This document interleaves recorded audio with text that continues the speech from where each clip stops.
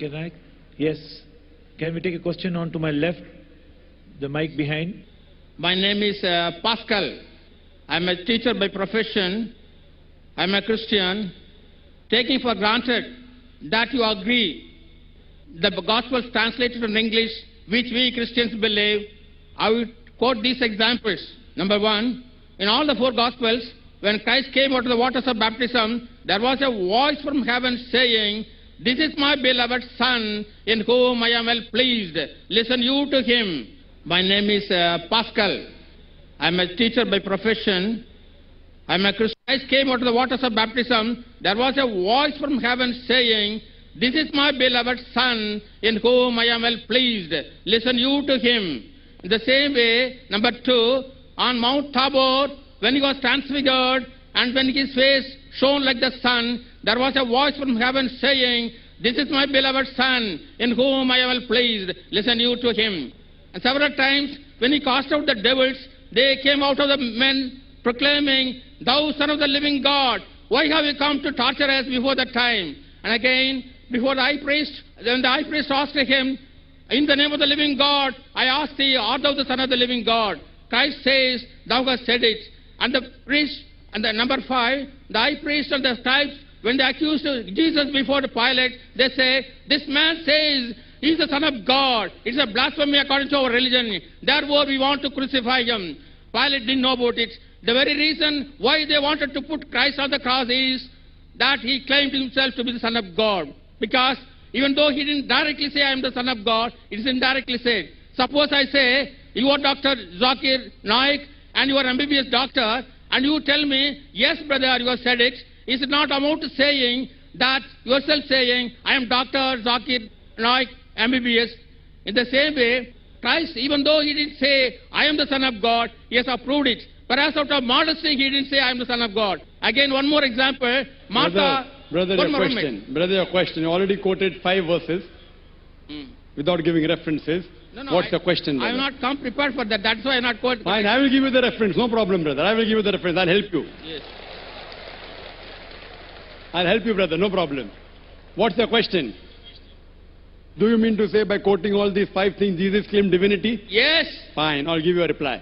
My challenge, brother, was point out a single unequivocal statement in the complete Bible where Jesus Christ, peace be upon him, himself says that I am God, or where he says, "Worship me, I am ready to accept Christianity." You did not point out a single statement, unequivocal statement in the complete Bible where Jesus Christ, peace be upon him, himself says that I am God, or where he says, "Worship me."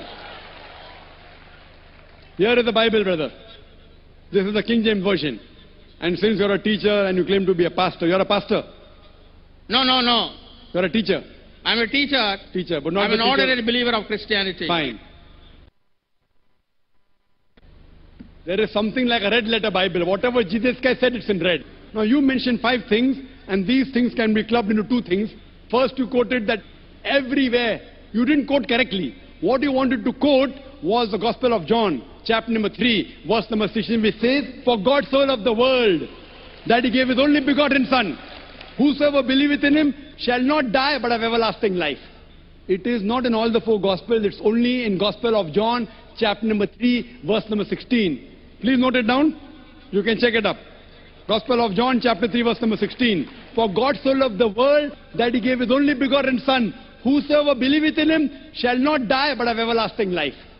And again, you quoted in the ending the 5th time that Jesus Christ said he was the Son of God. You said that. Do you know Bible has got sons of God by the tons? If you read the Bible, Adam was the son of God, peace be upon him. Ephraim was the son of God.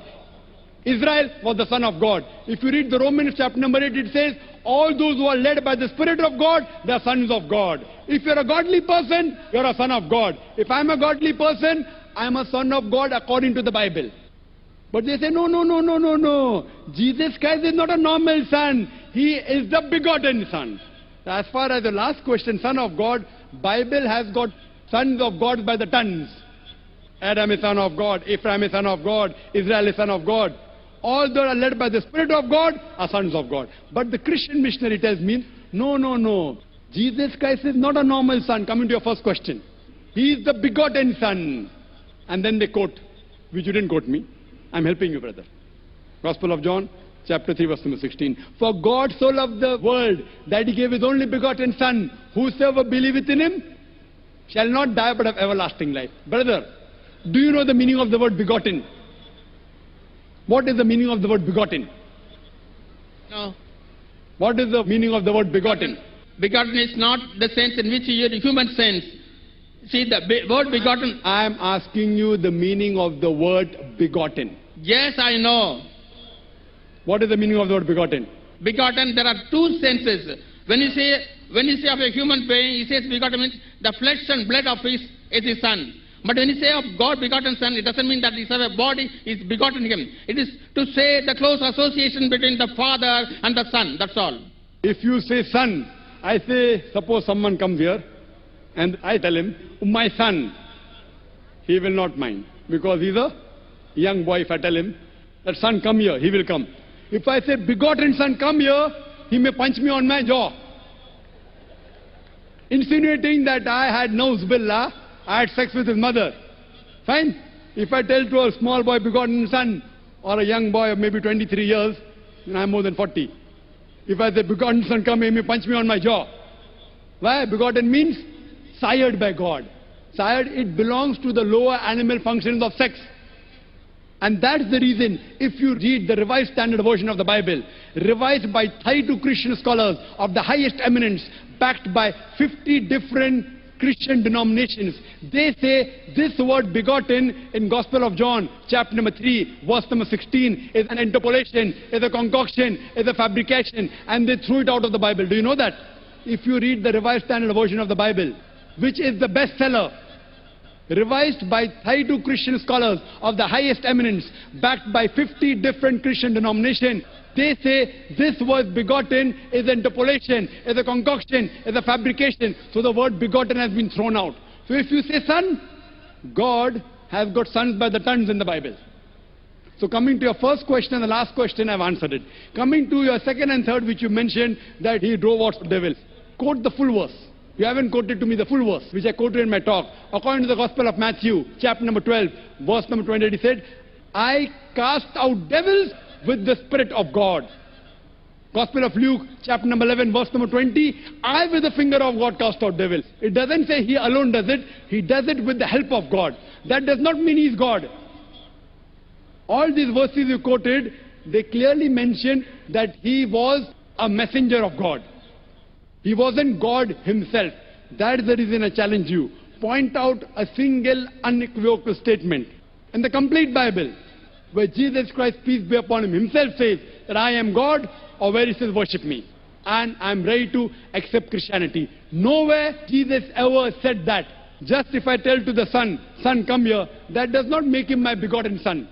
Fine? The same way, if you tell me that I will call you Dr. Zakir Naik, fine, and if I don't object, that doesn't, it may be true, may be wrong. People say, Dr. Zakir Naik, scholar. I don't consider myself to be a scholar. I consider myself to be a student of knowledge.